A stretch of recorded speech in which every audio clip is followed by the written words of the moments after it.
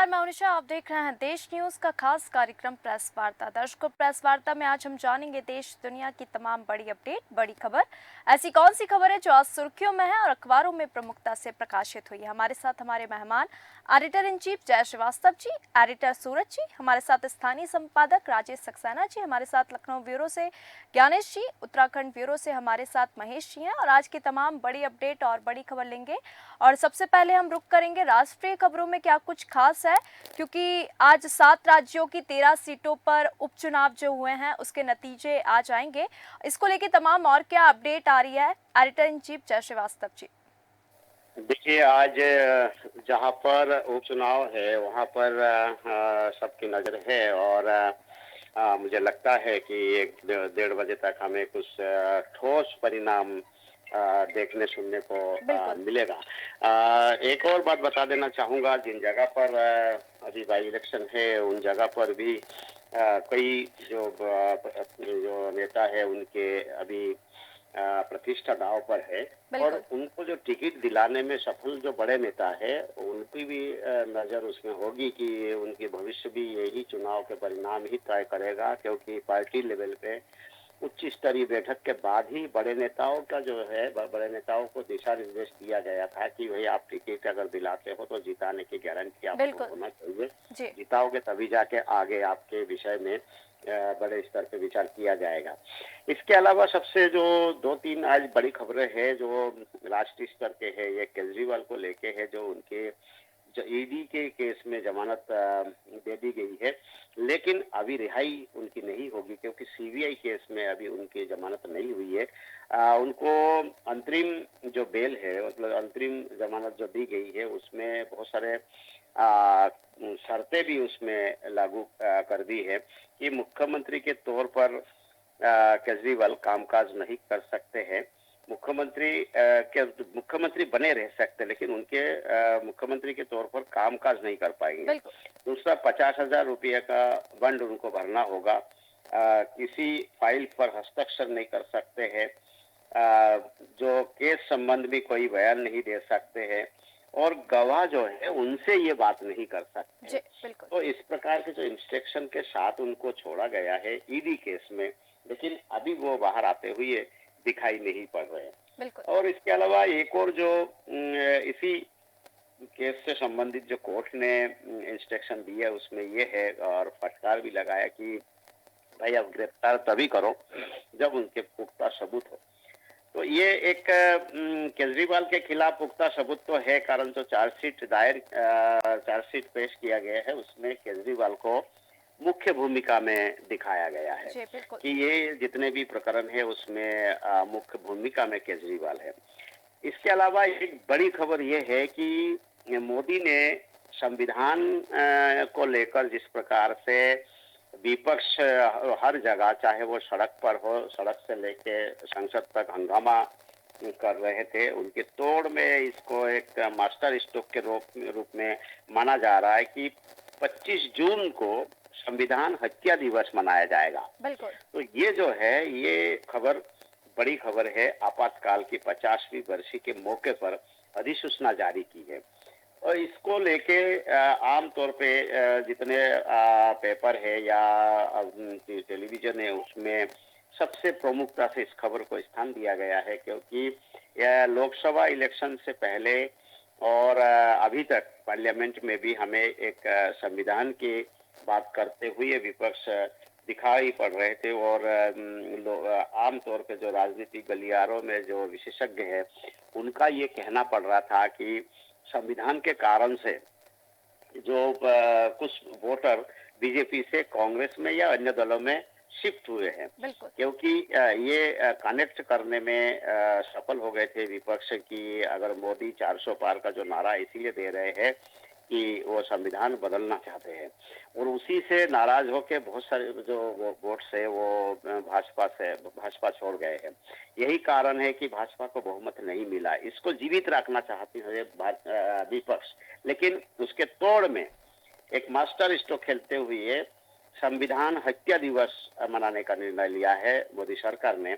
विपक्ष ने कहा कि संविधान के आगे हत्या लगाना ये गलत है, लेकिन भारतीय जनता पार्टी या मोदी को मालूम है कि जिस प्रकार से संविधान को लेके घेराबंदी भारतीय जनता पार्टी की और सरकार की हो रही है, उससे बचने के लिए कोई ठोस कदम उठाना पड़ेगा। तो इसी को देखते हुए उन्होंने अधिसूचना जारी कर दी है और ये काला अध्याय का जो है नाम दिया गया है और 25 जून को संविधान हत्या दिवस मनाने की जो एक निर्णय लिया गया है।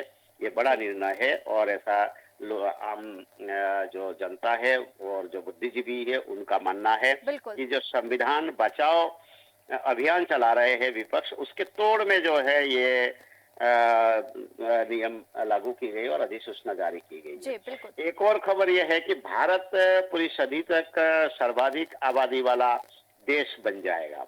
ये एक खबर को भी प्रमुखता से प्रकाशित किया गया है कि 2060 के जनसंख्या लगभग 170 करोड़ पहुंचने का अनुमान भारत का है और ये चीन को पछाड़ते हुए भारत सर्वाधिक जनसंख्या वाला देश भारत बन जाएगा।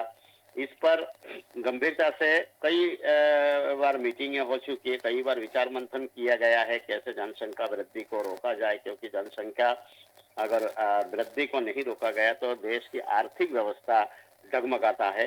यही कारण है इस पर बात करने की जरूरत है, इस पर कोई ठोस कानून बनाने की जरूरत है, बिल्कुल, क्योंकि इसे गंभीरता से लिया गया है। जी बिल्कुल। और तमाम अंतर्राष्ट्रीय खबरों में आज क्या कुछ खास है, एडिटर सूरज जी से हम जानेंगे। सूरज जी, आज अंतर्राष्ट्रीय खबरों में क्या कुछ खास है जो अखबारों में प्रमुखता से प्रकाशित किया गया है, दर्शकों के साथ साझा करें। बिल्कुल निशा, मैं बात करना चाहूंगा, खबर है नेपाल से है। नेपाल की दो खबरें हैं, एक हादसे की खबर है, एक राजनीति की खबर है। हादसे की जो खबर है कि नेपाल के नारायणगढ़ काठमांडू का जो रोड है वहां पर बस टकराई और नदी में पलटती हुई। यहाँ बताना चाहूंगा कि लैंडस्लाइड के कारण यह हादसा हुआ है। दो बसें त्रिशूली नदी में नीचे गिर गई हैं। दोनों बसों के चालक सहित लगभग 57 यात्री सवार थे, जिसमें से 7 भारतीय यात्री भी बताए जा रहे हैं। एक लापता भारतीय की पहचान हो पाई है, अन्य की तलाश में नेपाल पुलिस व सेना जुटी हुई है। बताना चाहूंगा कि यहाँ रेस्क्यू ऑपरेशन लगातार जारी है। हालांकि लापता व्यक्ति का जो पता नहीं चला था, घटना मैं बताऊं कि भूस्खलन हुआ और भूस्खलन से रक्सौल काठमांडू मार्ग कई घंटे तक बाधित भी रहा है और मलबा हटने के बाद तकरीबन 12 बजे के बाद यहाँ आवागमन चालू हो पाया है। बीरगंज से काठमांडू जा रही बस एंजल बस में सवार 21 यात्रियों में से 7 भारतीय हैं। इसमें बंजरिया प्रखंड के मोखलेसपुर का जो 23 वर्षीय शाहनवाज आलम है। अन्य लापता भारतीय की पहचान संतोष ठाकुर, सुरेंद्र सहाय आदि के रूप में हुई है। यहाँ बताना चाहूंगा कि जिस तरह से ये हादसे के बारे में बात कही जा रही है कि जो प्रत्यक्षदर्शी हैं या जिनके साथ ये घटना हुई है, उन्होंने बताया कि ऐसा लगा कि बस किसी चीज से टकराई है और फिर बस नदी में गिर गई। तो ये एक हादसे की खबर है यहाँ पर। हालांकि दूसरी बस में कितने यात्री थे और उसमें से कितने भारतीय थे ये पता नहीं चल पाया है। बड़ा हादसा बताया जा रहा है कि 2 बसें जो हैं भूस्खलन के कारण नदी में गिर गई। दूसरी खबर नेपाल से ही है, जहाँ जो सियासत को लेकर के है, क्योंकि नेपाल में प्रचंड सरकार जो है अपना विश्वास मत खो चुकी है। वहां के नए प्रधानमंत्री जो हैं ओली बन सकते हैं, क्योंकि पुष्प कमल दहल ने संसद में विश्वास मत वो हार गए हैं। 275 सदस्यों वाले जो निचला सदन है वहां प्रतिनिधि सभा में प्रचंड के खिलाफ 194 और समर्थन में 63 वोट ही पड़ पाए हैं। हालांकि प्रचंड ने इस्तीफा दे दिया है। केपी शर्मा ओली का नया प्रधानमंत्री बनना लगभग तय हो गया है और देर शाम बात करूं कि ओली ने राष्ट्रपति रामचंद्र पौडेल से मिलकर के नई सरकार बनाने का दावा भी पेश कर दिया है। और संभावना है कि ओली जो हैं वो विश्वास मत हासिल कर लेंगे, क्योंकि मैं बताना चाहूंगा 9 साल पहले जो नया संविधान लागू हुआ है, नया संविधान लागू हो जाने के बाद अब तक 7 प्रधानमंत्री बन चुके हैं, लेकिन कोई भी प्रधानमंत्री अपना 5 साल का कार्यकाल पूरा नहीं कर पाया। मैं उल्लेख करना चाहूंगा कि जो ओली की पार्टी है CPN UMLA, तो उसने पिछले हफ्ते प्रचंड सरकार से समर्थन वापस ले लिया था और नेपाली कांग्रेस जो है, नेपाली कांग्रेस के अध्यक्ष शेर बहादुर देउबा ने ओली को अगले प्रधानमंत्री के रूप में अपना समर्थन दिया है। नेपाली कांग्रेस के 89 सदस्य हैं और इसके अलावा सीपीएन यूएमएल के पास 78 सीटें हैं। दोनों पार्टियों के पास गठबंधन की मिलाकर के यदि बात करें तो 167 सीटें हो रही हैं, जो कि सरकार बनाने के लिए 138 के आवश्यक बहुमत से ज्यादा ही हैं। दोनों पार्टियों के समझौते के मुताबिक ओली और देउबा अगले 3 साल के दौरान 1.5 साल के लिए प्रधानमंत्री रहेंगे। आधा-आधा कार्यकाल दोनों के लिए रहेगा। बिल्कुल जी। एक खबर का और जिक्र करना चाहूंगा, खबर है अमेरिकी राष्ट्रपति चुनाव को लेकर के, जहां बाइडेन की प्रचार टीम का जो पूर्व राष्ट्रपति रहे हैं ओबामा, उनको लेकर के एक सनसनीखेज खुलासा किया है, या यूं कहें कि वो दावा कर रहे हैं। जो बाइडेन की प्रचार टीम है, उनका कहना है कि बाइडेन को राष्ट्रपति की रेस से हटाने के लिए ओबामा जो है वो पर्दे के पीछे से काम कर रहे हैं। बिल्कुल। क्योंकि अमेरिकी राष्ट्रपति चुनावों को लेकर के डेमोक्रेटिक पार्टी में राष्ट्रपति बाइडेन की दावेदारी को लेकर के सियासत तेज हो गई है और जो 27 जून को यहाँ पहली डिबेट हुई थी, उस डिबेट में पूर्व राष्ट्रपति डोनाल्ड ट्रंप के सामने जो वर्तमान राष्ट्रपति हैं जो बाइडेन का, उनका प्रदर्शन बहुत बेहतर नहीं रहा है और उसके बाद से राष्ट्रपति जो बाइडेन पर नाम वापसी का दबाव बढ़ रहा था। ये कहा जा रहा था कि उनकी पार्टी की ओर से किसी और को प्रत्याशी बनाया जाए। हालांकि अमेरिकी राजनीति में तब ज्यादा खलबली मच गई जब एक बताया जा रहा है कि ओबामा को लेकर के जो खुलासा हुआ है या दावा किया जा रहा है, क्योंकि आरोप लगाया जा रहा है कि डेमोक्रेटिक नेताओं की एक लंबी लॉबी है और वो लॉबी जो है वो बाइडेन को रेस में हटाने के लिए साजिश रच रही है। बिल्कुल। यहाँ एक उल्लेख जरूर करना चाहूंगा कि पूर्व राष्ट्रपति बराक ओबामा गुप्त रूप से यह सुनिश्चित करने के लिए काम कर रहे हैं कि बाइडेन व्हाइट हाउस की दौड़ से बाहर हो जाए। यहाँ एक दावा किया जा रहा है कि बाइडेन की आलोचना की जा रही है, जानबूझ के की जा रही है और उनको समय जो है वहां से हटाने के लिए, उस रेस से हटाने के लिए, क्योंकि पहले बात आई कि यहाँ चुनाव में जो कारोबारी हैं, जो उद्योगपति हैं, जो फंडिंग करते हैं या जो चंदा देते हैं, उनकी ओर से भी बाइडेन के नाम को लेकर के बात आई कि वो नाम वापस रख लें, दूसरे विकल्पों की बात की गई। यहाँ एक बात का और जिक्र करना चाहूंगा कि जिस तरह से जो बाइडेन का प्रदर्शन इस समय लगातार चल रहा है, क्योंकि उनकी उम्र जो है 81 वर्ष के हैं और हालांकि वो बने हुए हैं, वो राष्ट्रपति की दौड़ में बने रहना चाहते हैं और इस बात पे अड़े हुए हैं। उन्होंने स्पष्ट कर दिया है कि वो नाम वापस नहीं लेंगे, लेकिन तब भी डेमोक्रेटिक पार्टी की चिंता बढ़ती जा रही है क्योंकि दूसरे विकल्पों पर विचार नहीं किया जा रहा है। बिल्कुल। यहाँ मैं उल्लेख जरूर करना चाहूंगा कि नाटो समिट में बाइडेन ने उनके पास खड़ी यूक्रेनी राष्ट्रपति जेलेंस्की को राष्ट्रपति पुतिन बता दिया। बाद में बाइडेन ने गलती स्वीकार की, कहा उनका ध्यान पुतिन को हराने पर है। दूसरी तरफ कमला हैरिस से जुड़े एक सवाल का वो जवाब दे रहे थे, तब उन्होंने कहा कि मैंने उपराष्ट्रपति के तौर पर ट्रंप को खूबियों के कारण चुना। तो ये उनकी जबान फिसल रही है या जो चीजें सामने आ रही हैं इसको लेकर के वहाँ तमाम तरह की अटकलें और सियासी गलियारों में चर्चाओं का वहाँ बाजार गर्म है। जी बिल्कुल, और तमाम हम मध्य प्रदेश की भी अपडेट ले लेंगे। मध्य प्रदेश में आज क्या कुछ खास है, क्या कुछ सुर्खियों में बना हुआ है, हमारे स्थानीय संपादक राजेश जी हैं। राजेश जी, तमाम मध्य प्रदेश की जो बड़ी अपडेट है दर्शकों के साथ साझा करें। निशा, जिस तरह से 10 जुलाई को 7 राज्यों की 13 विधानसभा सीटों पर उपचुनाव हुए थे, बिल्कुल मध्य प्रदेश में भी एक सीट जो है अमरवाड़ा, छिंदवाड़ा की अमरवाड़ा जो सीट है वहां पर वोट डाले गए थे और वहां आज सुबह 8:30 बजे से जो मतगणना है वो शुरू हो चुकी है। अगर मतगणना की हम बात करें 20 राउंड में ये मतगणना होगी। इसके लिए 17 टेबल यहाँ पर लगाई गई हैं और निश्चित रूप से अमरवाड़ा का जो उपचुनाव है दोनों के लिए, भारतीय जनता पार्टी और कांग्रेस दोनों के लिए काफी अहम है और यही कारण है कि दोनों ने पूरी ताकत इस चुनाव में झोंकी है। अगर हम भारतीय जनता पार्टी की बात करें तो चाहे मुख्यमंत्री डॉक्टर मोहन यादव या पूरा संगठन हो या तमाम मंत्री हो, कांग्रेस ने भी अगर छिंदवाड़ा की जब बात आती है तो ये कहा जाता है कमलनाथ का ये गढ़ है, लेकिन जिस तरह से लोकसभा का चुनाव कांग्रेस वहां से हारी छिंदवाड़ा सीट से और उसी के बाद अब कमलनाथ के साथ पूरी कांग्रेस इस चुनाव में जुटी। जिस तरह से मुकाबले की हम बात करें 9 कैंडिडेट यहाँ पर मैदान में है और मुख्य मुकाबला यहाँ पर त्रिकोणी है। कमलेश शाह है जो बीजेपी में आए कांग्रेस छोड़कर, वो मैदान में है। दूसरी तरफ धीरज शाह की बात करें, कांग्रेस ने जिससे उन्हें कैंडिडेट बनाया, और फिर देव राबिन भरावी जो कि गोंडवाना गणतंत्र पार्टी से हैं।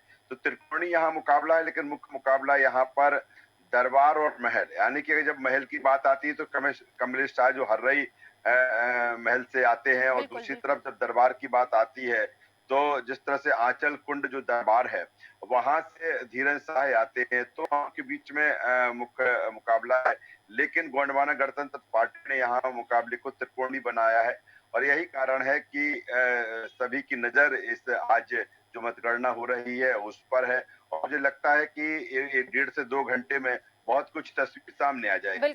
इसके अलावा एक बड़ी खबर जो सभी समाचार पत्रों में प्रमुखता से छपी है निशा, जिस तरह से मोहन सरकार 24 घंटे बाजार खोलने को लेकर जो फैसला लिया था उसको हरी झंडी दिखाई थी और तकरीबन 10 जो बड़े शहर हैं मध्य प्रदेश में वहां पर 24 घंटे बाजार खोलने का निर्णय लिया गया था।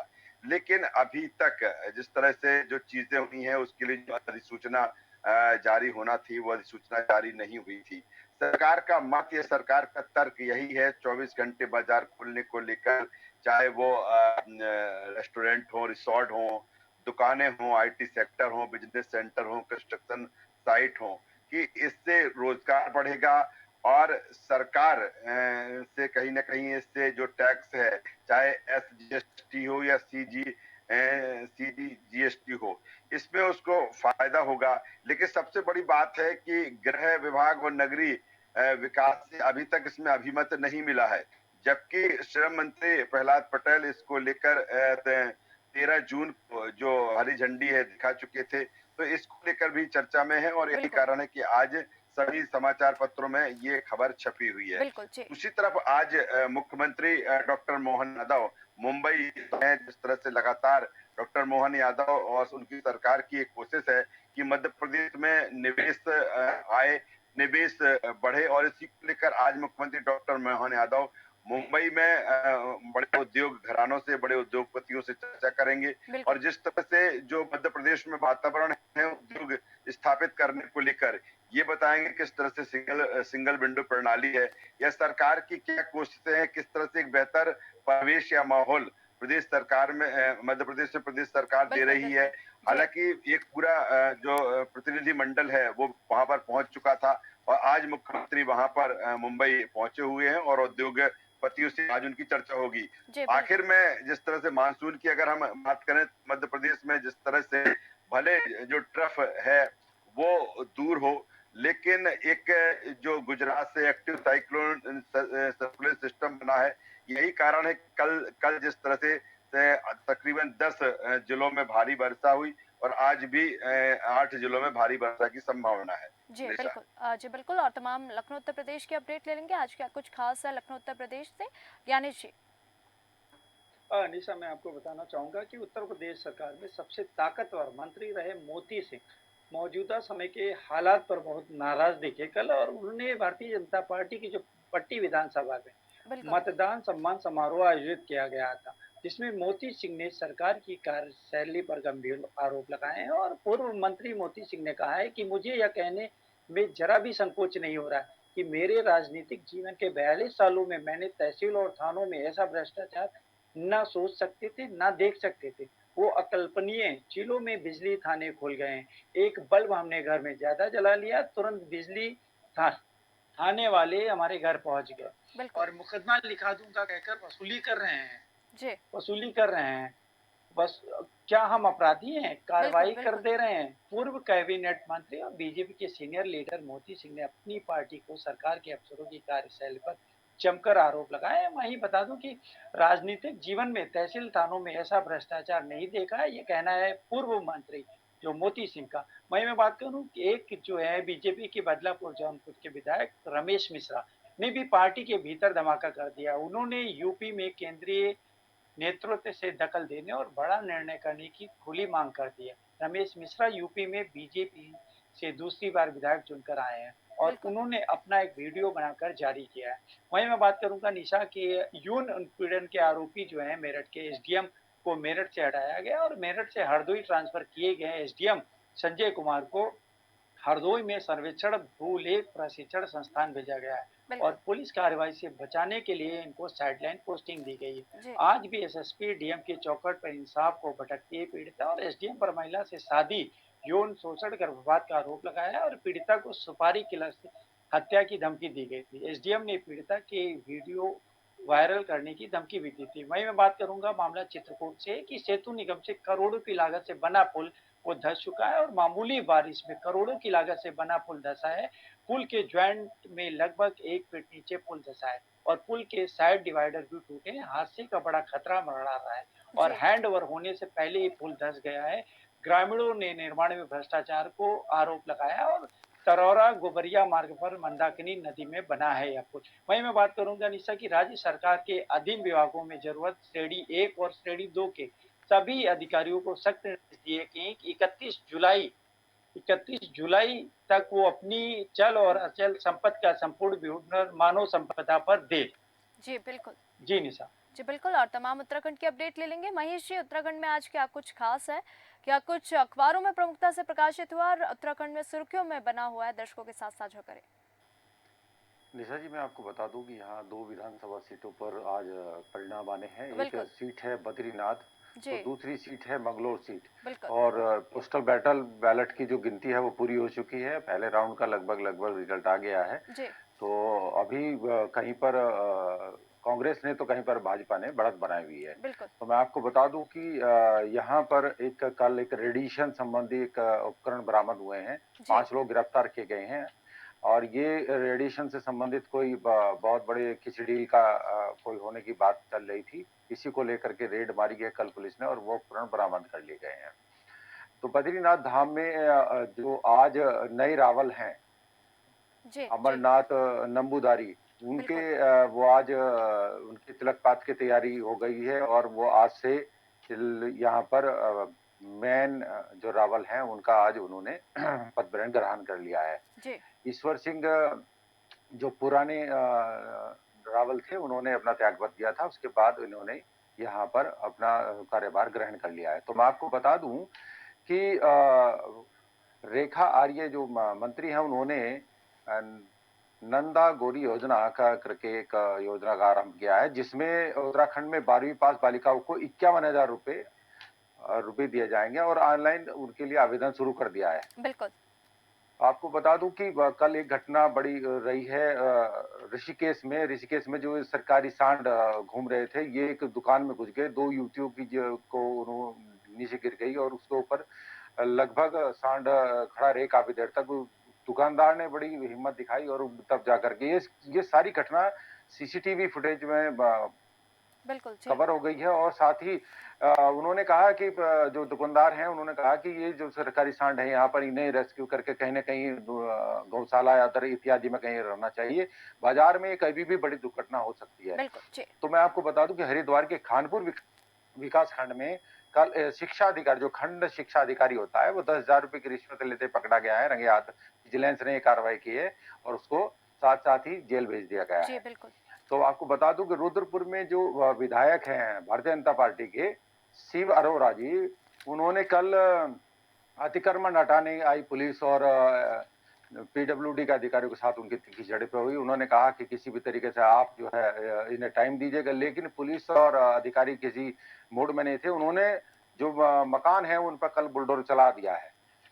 कल ही एक अनोखी तस्वीर सामने आई है जिसमें एक विकलांग व्यक्ति जो कावड़ लेकर के जा रहा था, तो वो जो है बहुत लगभग 150 लीटर की वो कावड़ लेके जा रहा है और वो सिंगल एक पैर से ही अपनी कावड़ लेकर के चल रहा है। उसको वो कोतवाल का सब बनाया। तो बहुत बड़ी खबर उत्तराखंड के लिए ये है कि नीति आयोग की जो रिपोर्ट है, सतत विकास की रिपोर्ट है, वो 16 लक्ष्यों में उत्तराखंड जो है सभी 79 अंक पा करके नंबर 1 पर पहुंच गया है। ये बहुत बड़ी उपलब्धि कल की रही है। उत्तराखंड सरकार इस पर पूरी गदगद है और सीएम बड़े खुश नजर आए हैं कि जो सतत विकास की लक्ष्य था, नीति आयोग की जो रिपोर्ट है उसमें उनका नाम प्रथम आया है। उससे एक बहुत बड़ा उन्हें राहत की बात हो रही है। जी बिल्कुल। जी तो जी महेश जी, बहुत मैं आपको बता दूं कि कावड़ जी यात्रा को लेकर के जो कल पहली बार मुख्यमंत्री पुष्कर सिंह धामी ने बैठक ली है हरिद्वार में। उन्होंने कहा है कि इस बार वाटर एम्बुलेंस भी चलेगी, तो साथ ही एयर जो हेलीकॉप्टर है उनसे शिव भक्तों पर पुष्प की वर्षा की जाएगी। जी निशा। जी बिल्कुल महेश जी, बहुत बहुत धन्यवाद उत्तराखंड की तमाम जानकारी साझा करने के लिए। तो दर्शकों, आज प्रेस वार्ता में हमने जाना देश दुनिया की तमाम बड़ी अपडेट, क्योंकि आज उपचुनाव के नतीजे जल्द आने वाले हैं। हमारे एडिटर इन चीफ जय श्रीवास्तव ने तमाम राष्ट्रीय स्तर की ऐसी कौन सी अपडेट थी जो सुर्खियों में थी बताई। हमने अंतर्राष्ट्रीय खबरें, तमाम मध्य प्रदेश में क्या कुछ खास था, उत्तर प्रदेश में क्या कुछ खास था, सभी कुछ जाना। तो दर्शकों, प्रेस वार्ता में फिर मिलेंगे नई खबरों के साथ, नई सुर्खियों के साथ। बने रहिए देश न्यूज के साथ। नमस्कार।